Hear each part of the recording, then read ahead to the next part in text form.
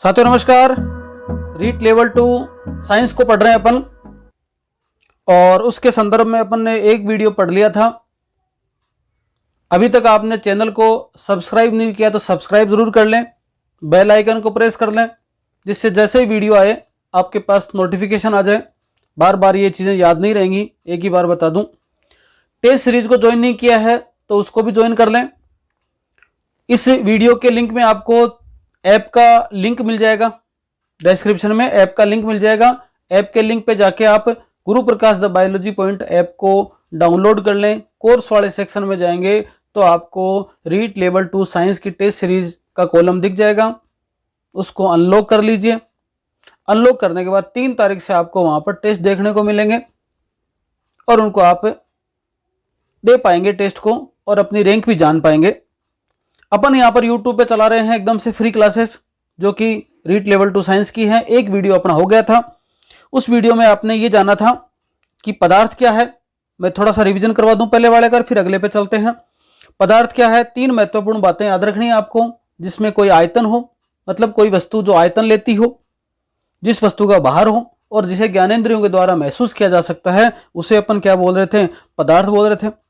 पदार्थ के प्रकार की बात करें तो मोटा मोटी पदार्थ के 2 प्रकार हैं, शुद्ध पदार्थ और अशुद्ध पदार्थ। शुद्ध पदार्थों में हम तत्व और यौगिक को शामिल करते हैं। अशुद्ध पदार्थ में आपके मिश्रण आता है। मिश्रण 2 प्रकार का हो जाता है, समांगी मिश्रण और विषमांगी मिश्रण। इनको अभी डिटेल में आगे देखेंगे। पदार्थ की 3 अवस्थाएं मुख्य, कुल 5 अवस्थाएं वैज्ञानिकों ने खोज रखी हैं: ठोस, द्रव, गैस, प्लाज्मा और बोस आइंस्टीन कंडेंसेट। यहां पर 3 महत्वपूर्ण है, लिक्विड, सॉलिड, लिक्विड और गैस है। ठोस, द्रव और गैस कि क्या क्या चीजें हो सकती हैं, क्या क्या लक्षण हो सकते हैं, गुणधर्म क्या है। ठोस का आकार निश्चित होगा, आयतन निश्चित होगा। द्रव्य के अंदर आकार तो अनिश्चित है पर आयतन निश्चित है। इसी प्रकार गैस के अंदर आकार और आयतन दोनों क्या है, अनिश्चित है। इसी प्रकार से घनत्व यहां पर अधिक है, यहां पर आपके गैस से अधिक है लेकिन ठोस से कम है, यहां पर अत्यंत कम है। संपीडित मतलब कंप्रेस, दबा नहीं सकते आपके इनके कणों को, इनमें भी बहुत कम है, इनमें अत्यधिक संपीडितता होती है। कणों के मध्य आकर्षण ज्यादा है, यहां पर दुर्बल है, यहां पर है ही नहीं। विसरण इसमें अत्यंत कम है, यहां पर ठीक है, यहां पर सबसे ज्यादा विसरण है। ये वाली बातें आप देख सकते हो। शुद्ध पदार्थ के अंदर एक चीज होती है तत्व। तत्व की कुछ बातें, सतत्व शब्द किसने दिया था, 1661 बॉयल ने दिया था। परिभाषा दी थी एंटोनी लॉरेंट लवाइजिए ने दी थी। तत्व की परिभाषा आ गई कि ऐसा पदार्थ का वह मूल रूप जिसे रासायनिक प्रतिक्रिया द्वारा अन्य सरल पदार्थों के अंदर आप नहीं विभाजित कर सकते, उसे क्या कहते हैं, तत्व कहा जाता है। जैसे हाइड्रोजन है, हीलियम है, ये मतलब इसके सरलतम रूप और ज्यादा नहीं बना सकते आप इनको। एक ही परमाणुओं के समूह को क्या कहते हैं, तत्व कहा जाता है। अब तक ज्ञात है आपके 118 तत्व हैं, नाम इनके इस आधार पर दिए जाते हैं। तत्वों के मुख्य प्रकार की बात करें तो आपने जान लिया था कि धातु क्या होती है, धातु के क्या क्या लक्षण होते हैं वो अपन ने जान लिए थे। फिर अधातु क्या होती है, उसके क्या क्या लक्षण होते हैं जान लिए थे। फिर बीच में एक उपधातु आती है, उसके लक्षण क्या होते हैं वो जान लिए थे। तत्व के बारे में कुछ और भी महत्वपूर्ण बातें थी वो आपने जान ली थी। कुछ सिंबल दिए थे आपके डाल्टन ने, वो अपन ने जाने थे। और बर्जीलियस ने भी क्या किया था, कुछ आपके इस प्रकार की टेबल बताई थी जहां पर कई प्रकार के सिंबल बताए थे। एजी, आऊ और आपके लेड, सीसा जो है, और पारा, इन 4 के महत्वपूर्ण आपको याद रखने हैं। अब देखो आगे आज का टॉपिक लेते हैं, कंपाउंड यौगिक। पीछे का रिवीजन कर लिया, आगे का टॉपिक शुरू करते हैं। छोटे छोटे टॉपिकों में क्लास को लेंगे अपन, जिससे आपकी याद हो जाएंगी। आपको अगर ये तरीके में कोई दिक्कत लगती है तो अपन फिर बोर्ड पे शुरू कर देंगे। देखते हैं, 2 या 2 से अधिक तत्वों के परमाणु एक निश्चित अनुपात में रासायनिक संयोग करके जो पदार्थ बनाते हैं उसे क्या कहते हैं, यौगिक कहते हैं। बन रहा अभी भी पदार्थ ही है, पर क्या हो गए, 2 या 2 से अधिक क्या है, तत्व के परमाणु मिल गए आपस में। पर मेन महत्वपूर्ण बात क्या है, यौगिक का मतलब निश्चित अनुपात है। अनुपात उनका निश्चित है। अनुपात बिगड़ गया तो वो यौगिक नहीं बनेगा, अनुपात बिगड़ते ही दूसरा यौगिक बन जाएगा। और ये भी क्या है, शुद्ध पदार्थ है। शुद्ध पदार्थ में 2 चीजें आएंगी, तत्व और यौगिक। मिश्रण आते ही क्या हो जाएगा, अशुद्ध पदार्थ हो जाएगा। ठीक है, तत्व के बारे में क्या जाना था कि ऐसा कण है जो स्वतंत्र अवस्था में नहीं रह सकता, मतलब उसे और ज्यादा आप विभक्त नहीं कर सकते। जो स्वतंत्र अवस्था में रह सकता उसका नाम क्या हो गया, यौगिक हो गया। और उसमें यौगिकों के सारे गुण मौजूद हों उसे यौगिक का अणु कहते हैं।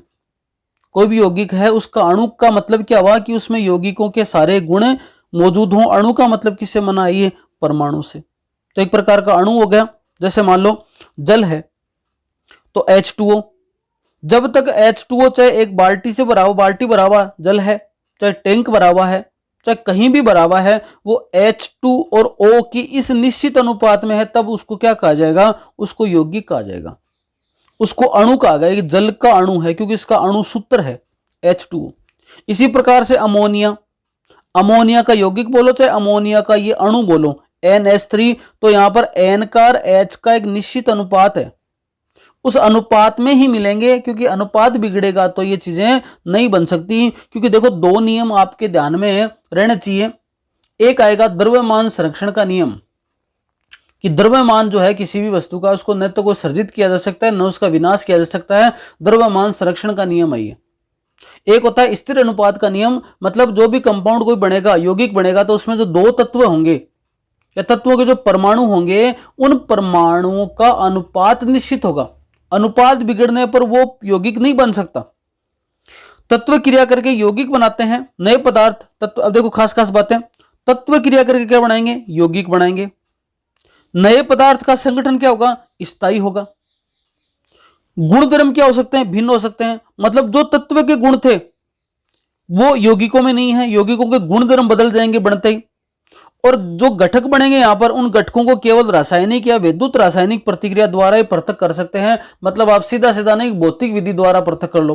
चाय के अंदर, मतलब चीनी के अंदर मान लो चावल मिल गया, तो अपन ने क्या कर दिया? भौतिक विधि के द्वारा उनको साफ कर सकते हैं, अलग अलग कर देंगे। लेकिन यौगिक जो बन गया तो उसमें इस प्रकार के तत्वों से मिलकर यौगिक बना कि उसको आप अलग नहीं कर सकते। जल है, जल के अंदर आप ऐसा थोड़ी कि बोलो एक गिलास जल में जल लिया, उसमें आधे H2 को अलग कर दिया और O को अलग कर दिया। NH3 लिया तो यहां पर H को आपने अलग कर दिया और N को अलग कर दिया। सोडियम क्लोराइड नमक में से भाई एक डब्बी नमक है, उसमें से आधा नीचे वाला तो Na है और ऊपर वाला Cl है। ऐसा नहीं है, वो पूरा का पूरा नमक ही है। ऊपर से खाओ तो भी नमक मिलेगा, नीचे से खाओ तो भी नमक मिलेगा, वो पूरा का पूरा नमक ही है। इसी प्रकार से कार्बन मोनोऑक्साइड है, ये ग्लूकोज है, चीनी बोल दो चाहे तो, नौसादर है, NH4Cl है। निश्चित अनुपात का मतलब क्या हुआ? एक उदाहरण से समझ दो, बात सबके लिए बराबर लागू है। देखो मान लो जल बना तो H2 के दो, अब H2 तत्व है क्योंकि यहां पर दो H मिले हुए हैं, तो समान मिले ना, समान प्रकार के मिले परमाणु तो तत्व बनाया, तो इसका मतलब H2 तो क्या है? ये तत्व है। इसी प्रकार से O है ये, लेकिन दोनों जो मिल गए ना तो H2 का निर्माण हुआ। ये H2O क्या है? ये आपके कंपाउंड है, यौगिक बना। तो ये तत्व है, ये तत्व है, मिलकर क्या बन गए? यौगिक बन गए। पहली बात तो ये गुणधर्म, अब ये स्थायी होगा। जब से दोनों मिल गए ना, ऐसा नहीं कि बार बार में एक बार मिल गए तो बन गया तो फिर दोबारा बढ़ने पर वापस बिखर जाएगा। ये यही रहेगा। मतलब क्या? इसका संगठन स्थायी है, परमानेंट इसका कंपोजिशन बना है। गुणधर्म भिन्न अपने आप हो गए। जैसे मान लो H2 हाइड्रोजन खुद जलता है, इसका काम है जलना, इसका काम है जलाना, इसका काम है बुझाना। तो अगर दोनों, एक का काम जलना और एक का काम जलाना, और दोनों जब मिल जाए तो काम विपरीत ही हो गया। अगर ये काम सेम ही रहता, गुणधर्म इनके सेम ही रहते, तो कभी ये जीवन में H2O बन नहीं सकता था। तो जल का काम बुझाना है, ऑक्सीजन का काम जलाना है, और H2 का काम खुद जलना है। तो तीन की प्रकृति अलग अलग होगी, क्योंकि प्रकृति हुई, क्योंकि गुणधर्म क्या हो गए? इसके भिन्न हो गए। और आप रासायनिक और विद्युत रासायनिक प्रतिक्रिया द्वारा ही पृथक कर सकते हैं इनको, भौतिक विधि के द्वारा किसी प्रकार से पृथक नहीं किया जा सकता जल के अणुओं को, जल के यौगिकों को। इसी प्रकार से देखो, अब यहां पर 2:1 का रेशियो है ना। एक और उदाहरण देखते हैं, कार्बन मोनोऑक्साइड। कार्बन का द्रव्यमान कितना? 12। ऑक्सीजन का द्रव्यमान कितना? 16। अनुपात की देखा जाए तो 3:4। मतलब धरती पर कहीं भी अगर C और O 3:4 में मिलेंगे तो वो निश्चित रूप से कार्बन मोनोऑक्साइड ही बनेगी। किसी कारण से मान लो 4 की जगह 8 हो गया ये, तो वो चाहे धरती की कहीं की कार्बन डाइऑक्साइड हो, चाहे हमने आपने छोड़ी वो कार्बन डाइऑक्साइड हो, चाहे किसी फैक्ट्री से निकले कार्बन डाइऑक्साइड हो, चाहे कहीं की भी कार्बन डाइऑक्साइड हो, अगर 3:8 का रेशियो आएगा तो वो CO2 ही होगी। इसका मतलब क्या हुआ? निश्चित अनुपात है ये। आप सोचो कि 2:4 कर दूं और फिर CO2 बन जाए, कतई नहीं बन सकती। तो दो तत्व एक निश्चित अनुपात में मिलेंगे तो यौगिक का क्या करेंगे, निर्माण करेंगे। इसी प्रकार H2O में देखो, H है, यहां पर द्रव्यमान 2 की बात आ गई, ऑक्सीजन का 16 होता ही है। तो H2O बनने के लिए द्रव्यमान के हिसाब से देखा जाए तो 1:8 का जो द्रव्यमान होगा तभी किसका निर्माण होगा, इसका निर्माण होगा, यौगिक का निर्माण होगा, जल का निर्माण होगा। तो बात महत्वपूर्ण क्या याद रखनी है यौगिकों के लिए, अनुपात क्या, निश्चित अनुपात है। तो तत्व के परमाणु जब किसी निश्चित अनुपात में मिलते हैं तो क्या बनाएंगे, यौगिक बनाएंगे। यौगिक शुद्ध पदार्थ है। दो नियमों को फॉलो करेंगे, द्रव्यमान संरक्षण का नियम और स्थिर अनुपात के नियम। इन दोनों नियमों को अपन आगे पढ़ेंगे, इसलिए यहां पर इनकी कोई विस्तृत चर्चा नहीं करेंगे। अब आ गई बात अशुद्ध पदार्थ की। शुद्ध पदार्थ अपन ने कंप्लीट पढ़ लिया, बात करते हैं अशुद्ध पदार्थ की। अशुद्ध पदार्थ में आपको पढ़ना है मिक्सचर, या जिसको बोल सकते हैं मिश्रण। मिश्रण को अपने को पढ़ना है। मिश्रण का मतलब क्या हुआ, दो या दो से अधिक तत्वों के परमाणु एक अनिश्चित अनुपात में मिलाने से बने पदार्थ को मिश्रण कहते हैं। इतनी देर तक निश्चित अनुपात में मिला रहे थे तो क्या बना, निश्चित अनुपात में मिला रहे थे तो बना यौगिक। लेकिन उन्हीं को अगर अनिश्चित अनुपात में मिला दिया तो क्या बना, अशुद्ध पदार्थ बन गया। उसको बोल दिया मिश्रण, मिक्सचर बोल दिया अनिश्चित अनुपात। उदाहरण के तौर पे मान लो शिकंजी, मेहमान आ गए घर पे और मम्मी ने आपको बोला कि शिकंजी बना के लाओ। आप शिकंजी बना के लाए, कभी बनाई नहीं थी, हो सकता है स्वाद में कोई अंतर हो। फिर बहन को बोला, उसने शिकंजी बनाई, हो सकता है स्वाद में अंतर हो। और फिर किसी को और को बनाई तो हो सकता है स्वाद में अंतर है। किसी ने 1 चम्मच डाली होगी, किसी ने 1.5 डाली होगी, किसी ने नींबू ज्यादा डाल दिया होगा, किसी ने कम निचोया होगा। अलग अलग कारण हो सकते हैं। हालांकि उसमें संगठन है क्या, नींबू पानी, नींबू है, पानी है, चीनी है, नमक है, यही होगा। लेकिन उनका अनुपात निश्चित नहीं है। अनुपात निश्चित नहीं है तो बनी तो वो शिकंजी है, लेकिन उसमें क्या हो गया, अलग अलग स्वाद हो गया। तो यह क्या हो गया, अनिश्चित अनुपात है। चाय बनवाते हैं तो चाय घर में 10 जने बनाते हैं, अलग अलग प्रकार का स्वाद आएगा सबका। हालांकि चीजें वही डाल रहे हैं, पर किसी के अंदर क्या अनुपात डाला, किसी में क्या अनुपात डाला। बाजार में 10 प्रकार की दुकानें, आप सब दुकानों पर चाय पीते हो तो अलग अलग प्रकार का टेस्ट आता है। कारण क्योंकि उनमें अनुपात क्या होता है, थोड़ा सा अलग अलग प्रकार का है। अनिश्चित अनुपात है तो क्या बनाइए, मिश्रण बना। घटकों के मध्य कोई रासायनिक बंध नहीं होता, कोई रासायनिक बंध नहीं है, इसलिए क्या कर सकते को ऐसे ऐसे जो पदार्थ हैं उनको क्या कर सकते हैं, भौतिक विधियों के द्वारा पृथक किया जा सकता है। उदाहरण जैसे दूध है। अब दूध के अंदर मिश्रण क्यों बोला दूध को, दूध के अंदर वसा भी है, दूध के अंदर प्रोटीन भी है, दूध के अंदर जल भी है, तो अलग अलग चीजें हो गई ना, ये मिश्रण हो गया। वायु है, नाइट्रोजन है, ऑक्सीजन है, कार्बन डाइऑक्साइड है, आर्गन है, ये इनका क्या है, मिश्रण है। मिश्र धातुएं, पित्तल क्या है, मिश्रण है। पित्तल दो चीजों से मिलकर बनता है, याद रखना, पिताजी ट्रिक है इसकी। पी का मतलब पित्तल, ता का मतलब तांबार, जी का मतलब जस्ता। ये कितना 30% और ये आपके 70%, इससे मिलकर ही बन गया है। मिश्रण का कोई सूत्र नहीं होता। अब जब निश्चित अनुपात ही नहीं है ना, CO2 कार्बन डाइऑक्साइड यौगिक है उसका सूत्र बन गया, कार्बन मोनोऑक्साइड यौगिक है उसका सूत्र बन गया, लेकिन ग्लूकोज का सूत्र हो सकता है, पानी का सूत्र हो गया, भाई जल का सूत्र है, ग्लूकोज का सूत्र है, देखो जल का सूत्र है, यौगिक है, और इसमें चीनी डाली उसका सूत्र है, यौगिक है, नमक डाला आपने उसमें NaCl है, वो सूत्र है। लेकिन जब आप इनको मिक्स कर दोगे, कोई अनुपात फिक्स नहीं है, तो ये क्या बन गया, मिश्रण। और मिश्रण का कोई सूत्र नहीं होता, तो नींबू पानी का कोई सूत्र नहीं है। ठीक है, इस प्रकार से मिश्रण का कोई सूत्र नहीं होता।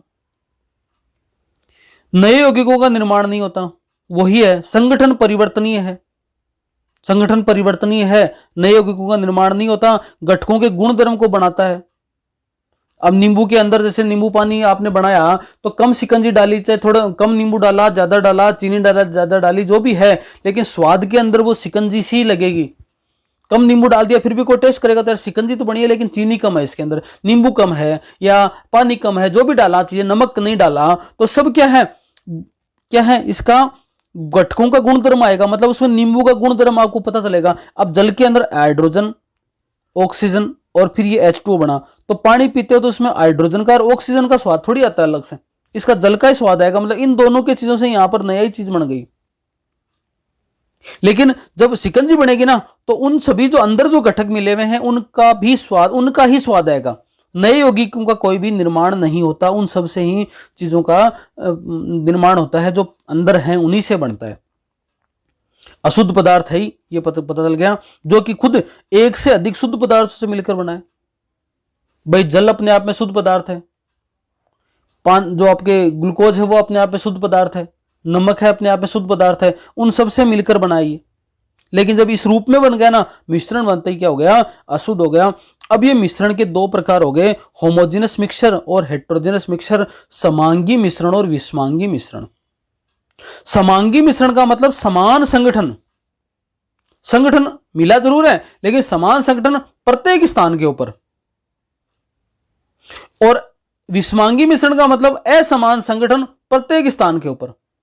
जैसे मान लो वायु को माना अपन ने, वायु, अब वायु चाहे यहां की है, चाहे वायु आपके ऑस्ट्रेलिया की है, वायु चाहे अफ्रीका की है, वायु का संगठन नाइट्रोजन इतने % है, ऑक्सीजन इतने % है, जो परसेंटेज है वो फिक्स है, समान संगठन है प्रत्येक स्थान पर। हालांकि प्रदूषण हुआ तो उसमें समान संगठन बदल जाएगा, थोड़ा सा बदल जाएगा। हालांकि उसमें 78% मान लो नाइट्रोजन है, उसके स्थान पर 74% हो जाए तो कोई विशेष बात नहीं है। यहां पर 21 की जगह 24 हो जाए तो यहां पर फिर उसको वायु को मिश्रण इसलिए बोलते हैं कि एकदम ये कोई हार्ड एंड फास्ट रूल नहीं कि हमेशा इतना ही % रहेगा, पर लगभग संगठन समान, हर स्थान के ऊपर वो समान प्रकार का संगठन है। इसी प्रकार से जल व इथेनॉल है, मिश्र धातुएं हैं, अभी देखा था 70% और 30% का ये समान अनुपात हो गया। हालांकि थोड़ा बहुत उसमें 19-20 हो जाता है, पर ये लगभग समान रहेगा। नमक का मिश्रण है, चाय बनाते हैं, चीनी का मिश्रण है, ये सब क्या आते हैं, समांगी मिश्रण है। क्या है, समांगी मिश्रण कहा जाता है। और इस प्रकार से चीजें मिली ना, उनको विलयन भी कहते हैं। तो समांगी मिश्रण में आता है सॉल्यूशन या विलयन। विषमांगी मिश्रण असमान संगठन है प्रत्येक स्थान पर। दूध है, प्रत्येक स्थान के ऊपर दूध, जैसे डेयरी में देने जाते हो तो अलग अलग प्रकार के 5 जने दूध लेके आते हैं, तो फैट का क्या मात्रा है, अलग अलग प्रकार की है। जल, प्रोटीन, वसा की मात्रा सेम अलग अलग हो सकती है। लकड़ी है, अलग अलग जगह पर, कहाँ पर भीगी हुई लकड़ी है, कहाँ पर एकदम सूखी हुई लकड़ी है, तो उसमें कंपोनेंट है ना, कार्बन की मात्रा सेपरेट हो सकती है। बादल है, हर जगह पर संगठन अलग हो सकता है, धुएं का अलग अलग संगठन हो सकता है। मिट्टी है और रक्त है, ये सब कुछ याद रख लेना। ये अब इनका देखा जाए तो दो चीजें और शब्द आती हैं, निलंबन और कोलाइडल सॉल्यूशन। तो सीधे सीधे विलयन तो आते हैं किसमें, होमोजेनस मिक्सचर में, और निलंबन और कोलाइडल किस में आते हैं आपके, ये आते हैं असमान संगठन होने के कारण हेट्रोजेनस मिक्सचर या विषमांगी मिश्रण में आते हैं सॉल्यूशन। कौन से, निलंबन और कोलाइडल। क्लियर बात है। ओशियन वाटर दोनों प्रकार का है, एक याद रख लेना। अब मिश्रण के प्रकार इन 3 बातों के आधार पर, मिश्रण को समांगी और विषमांगी तो पढ़ाई, पर मिश्रण के प्रकार 3 बातों के आधार पर है। अभी यहां देखा अपन ने विलयन, और यहां लिख रहे निलंबन, और यहां लिख रहे कोलाइडल। इनके आधार पर देख लो। अब विलयन, निलंबन और कोलाइडल 3 बातों को पढ़ेंगे। इन 3 बातों को पढ़ने से पहले आपके दिमाग में इनका उदाहरण रहना चाहिए। अगर आपके दिमाग में इनका उदाहरण है ना, तो आप इनको आसानी से समझ पाओगे। जैसे मान लो विलयन का नाम पढ़ते ही आपके दिमाग में उदाहरण ले लो, पहले नींबू पानी या सोडा वाटर, ठीक है। अब आपके दिमाग में नींबू पानी है, मतलब नींबू पानी का डायग्राम आपके दिमाग में आ रहा है, गिलास को इमेजिन कर रहे हो आप, तब देखो क्या है ये समांगी मिश्रण है।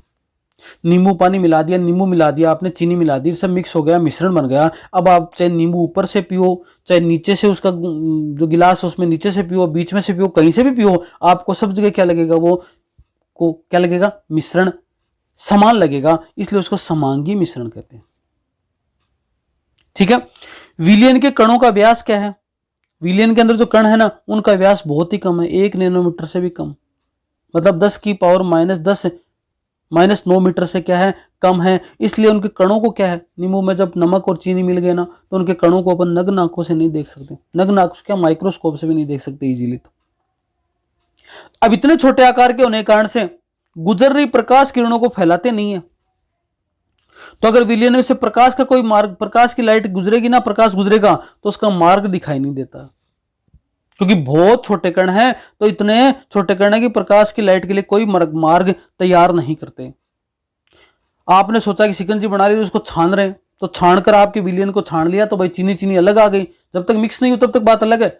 मिक्स होगी ना, मिक्स होने के बाद आप ऐसा नहीं कि छान कर क्या कर सकते हो, अलग कर सकते हो कि छान लिया तो नमक नमक तो नीचे आ गया और ये चीनी चीनी अलग हो गई, पानी पानी अलग हो गया, नींबू नींबू अलग होगा, ऐसा नहीं होगा।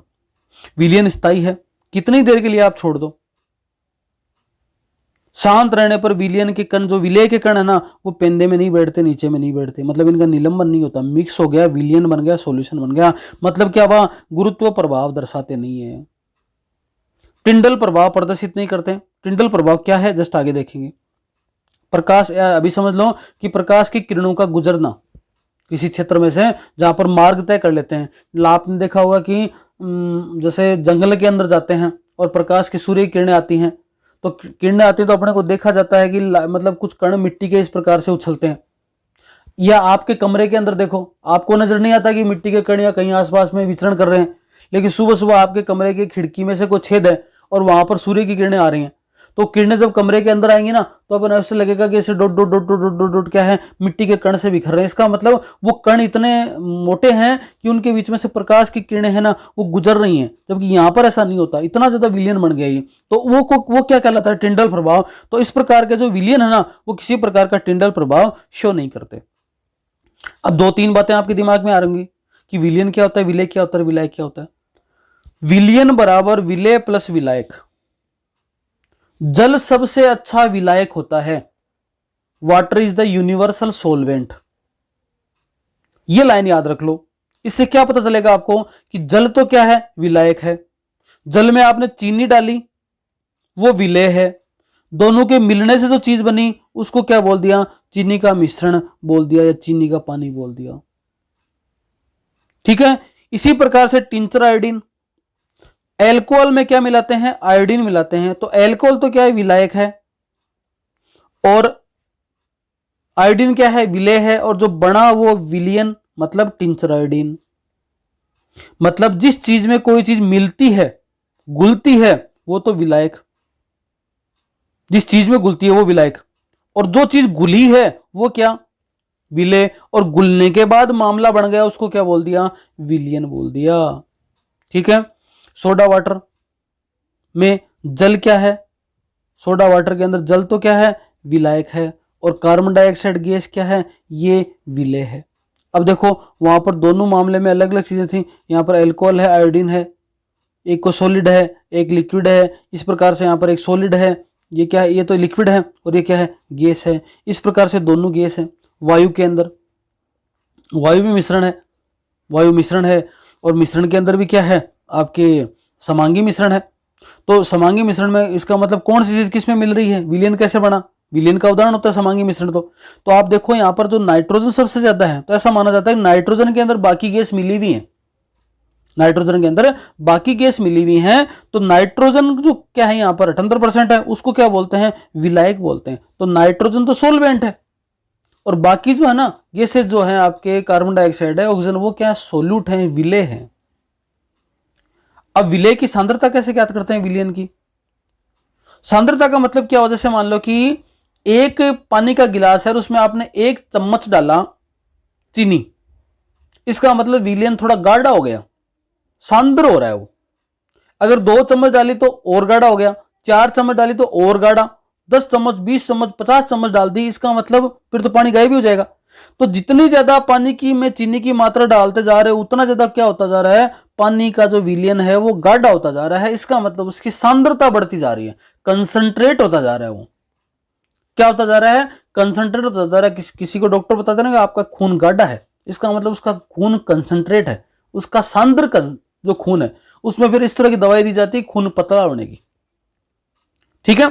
अब देख, ये बात हो गई। तो विलियन की सांद्रता का मतलब क्या हुआ, पहले तो ये देखो, विलियन की सांद्रता का मतलब विलायक की मात्रा, विलायक की मात्रा में घुले हुए विलेय पदार्थ की मात्रा को, कोई विलायक है ना, जैसे मान लो जल है, जल के अंदर कितना नमक घुला हुआ है, उसकी मात्रा को ज्ञात करें तो वो क्या है, उसकी विलियन की सांद्रता बोली जाती है। अब 2 प्रकार के विलियन, एक संतृप्त विलियन होता है, एक असंतृप्त। आप ऐसा समझो आपके शरीर को 5 रोटी की भूख है, और आप कहीं जीवने गए और आपने 5 रोटी खा ली, थोड़ा और ठीक ठाक लगा तो बढ़िया मामला लगा तो आपने 6 रोटी आराम से पनीर वनीर की सब्जी एकदम से कतली वत्ती शादी में गए तो ठीक ठाक खा लिया। खाने के बाद भाई आज तो मजा आ गया, आज तो पेट तृप्त हो गया, संतृप्त हो गया। मतलब आपके शरीर को जितनी रिक्वायरमेंट थी उतनी क्या हो गई, पूरी हो गई। इसी प्रकार से अगर कम मिले रोटी, क्या रहा तो बढ़िया रोटी नहीं है, दाल में खाता नहीं है, दाल तो बाती नहीं है, आज सब्जी क्या बनाई, बेकार सब्जी बनाई है, आज तो 2 ही रोटी खाई, इसका मतलब शरीर क्या है, असंतृप्त है। इसी प्रकार से आप समझो सैचुरेटेड और अनसैचुरेटेड। किसी निश्चित तापमान पर, एक तापमान निश्चित करो, पर उतना ही पदार्थ घुल सकता है जितनी विलयन की क्षमता हो। एक निश्चित जगह पर या निश्चित तापमान पर उतना ही पदार्थ घुल सकता है जितना विलयन की क्षमता हो, ज्यादा तो घुल ही नहीं सकता उसके अंदर। उसके बाद एक समय बाद में विलयन में कोई चीज नहीं घुलेगी। इसी प्रकार से दिए गए निश्चित तापमान पर यदि विलयन में विलेय पदार्थ नहीं घुलता है, तापमान दे दे उसके बाद में उसमें विलेय पदार्थ अब और घुल ही नहीं सकता, उसका मतलब कहते हैं वो विलयन क्या कहलाता है, संतृप्त है, सैचुरेटेड है। और अगर इससे कम रहता है इसका मतलब अभी तक क्या है भाई, आपको 2 रोटी दी, 3 रोटी दी, खाए जा रहे हो खाए जा रहे हो। मान लो आपको रसगुल्ले बहुत पसंद है, आपको खिलाए जा रहे हैं, 5 खाओ, 7 खाओ, 10 खा लिए, 20 खा लिए, 22 खा लिए, 25 खा लिए, फिर और कोई जबरदस्ती डाल रहा है 1 2 3 और खा लिए, 4 खा लिए। एक समय ऐसा आएगा कि अब तो बिल्कुल पार नहीं पड़ेगी रसगुल्ले की, नाम से कोई रसगुल्ला ले आए तो उसके मार दो आप, बड़ी ऐसी कि नफरत हो गई रसगुल्ले से एक बार के लिए। तो थोड़े समय बाद फिर रिक्वायरमेंट हो सकती है, लेकिन अभी नहीं चचेगा। इसका मतलब क्या, अभी के लिए क्या हो गया, आप संतृप्त हो गए। ठीक है, इस प्रकार से संतृप्त और असंतृप्त विलयन और विलयन की सांद्रता। अब विलयन क्या होता है, जो चीजें मिल रही हैं वो 2 प्रकार से मिल सकती हैं, तो सॉलिड है मिलने वाली, लिक्विड है, द्रव है, मान लो कि आपके गैस है, जो भी चीजें इस प्रकार से मिल रही हैं। तो कोई चीज या तो उसका वजन होगा, भार होगा, या फिर कोई चीज अगर मतलब लीटर में है तो क्या होगा, उसका आयतन होगा। इस प्रकार से आयतन ज्ञात करते हैं लीटर के लिए। तो द्रव्यमान या विलयन का द्रव्यमान ज्ञात करना है तो विलेय पदार्थ का द्रव्यमान बटा विलयन का द्रव्यमान। विलेय पदार्थ मतलब जो मिला है ना, जैसे मान लो 100 ml पानी है, उसमें 10 ml 100 ग्राम पानी है। द्रव्यमान की बात करें तो ग्राम में लेना, और विलयन की आयतन की बात करें तो लीटर में लेना। 100 ग्राम पानी है, उसमें 10 ग्राम चीनी मिलानी है, तो आपको पूछे सांद्रता ज्ञात करो, तो सीधा सीधा बात है 10/100 गुणा 100। इसका मतलब इसको यहां से काट दिया तो 10% क्या है, उसकी सांद्रता है। अगर ये लीटर में होता तो मामला देखो आगे। अब यहां पर एक चीज क्या है, द्रव्यमान है, एक आयतन है। आयतन में इसका मतलब बोल रहे हैं कि 5 ग्राम चीनी है, वो 100 ml पानी में मिलानी है, तो इसका सांद्रता ज्ञात करो। सीधा सीधा वही 5/100 इंटू 100 काट दो, यहां से क्या है 5% हो गई इसकी क्या, सांद्रता। दोनों लीटर में हो, दोनों लीटर में हो तो वही बात वही आएगी। मतलब लीटर में हो और सांद्र में हो, आपके लीटर में हो चाहे द्रव्यमान में हो, जो भी है आयतन में ज्ञात करा, जिस भी तरह से ज्ञात करो, याद रखना विलेय में भाग देना है विलयन का। विलेय में भाग देना है विलयन का, 100 से गुणा करना है तो वो सांद्रता आ जाएगी। उदाहरण के तौर पे देखो, एक सॉल्यूशन है, विलयन है, 320 ग्राम विलायक जल है और 40 ग्राम विलेय नमक है।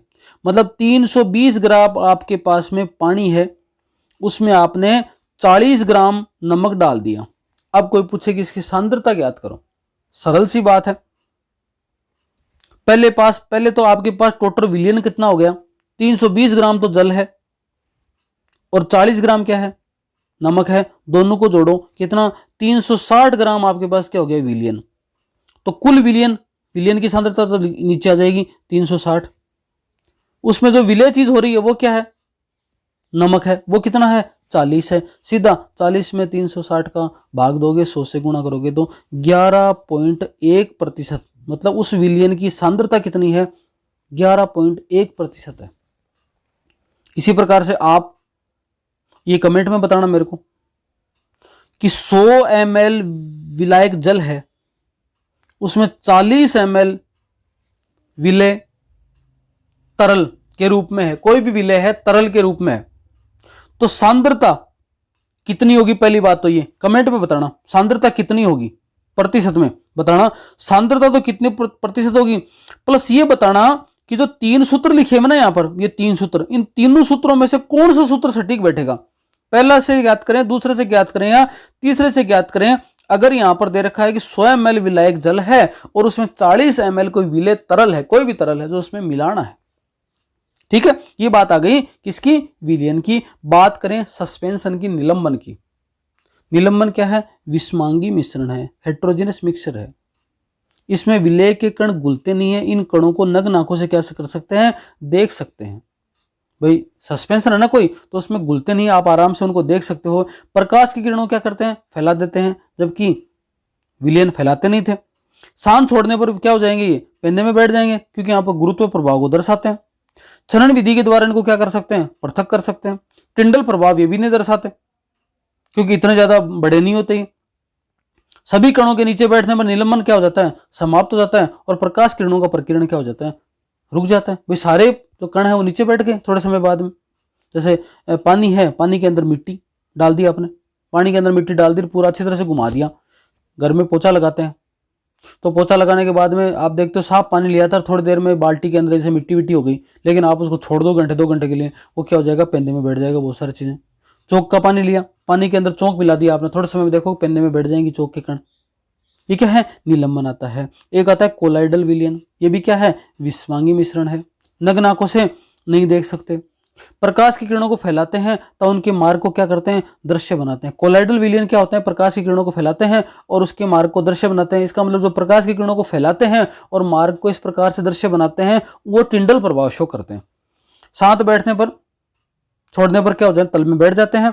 छनन विधि के द्वारा मिश्रण से पृथक नहीं किए जा सकते, परंतु अपकेंद्रण तकनीक द्वारा पृथक किए जा सकते हैं। ब्लड है, ब्लड में आपको आरबीसी है, एचबी है, कि इनको अलग अलग करना है, तो सेंट्रीफ्यूगेशन मशीन के द्वारा क्या किया जाता है, अलग किया जाता है। दही है, दही में से आपको मक्खन को अलग करना है, छाछ को अलग करना है, तो बिलौना करते हैं, तो वो क्या है, एक तरीके से कोलाइडल सॉल्यूशन के रूप में आते हैं। अब कोलाइडल सॉल्यूशन के अंदर 2 बातें आती हैं। Colloidal solution disperse phase and dispersing medium से बनता है। 2 प्रकार की बातें हैं, डिस्पर्ज फेज और डिस्पर्जिंग मीडियम। विलयन पदार्थ, किसी विलयन पदार्थ की तरह का घटक जो कोलाइडल के रूप में रहता है, और वह माध्यम जिसमें डिस्पर्ज फेज सस्पेंड रहती है। यहां से लेकर अगले वाले मैटर को कल देखते हैं। वीडियो लंबा हो रहा है, तो इसलिए यहीं पर इसको अपन डिस्क्लोज करते हैं। आज के लिए यहां तक का मामला आपको रीडिंग मार लेनी है, बढ़िया तरीके से पढ़ लेना इसको, और कल फिर मिलते हैं जब अपना आगे का वीडियो होगा, और मिश्रण को किस किस प्रकार से अपन पृथक कर सकते हैं वो देखेंगे, और अगले वीडियो में भौतिक व रासायनिक विधि देखेंगे। धन्यवाद।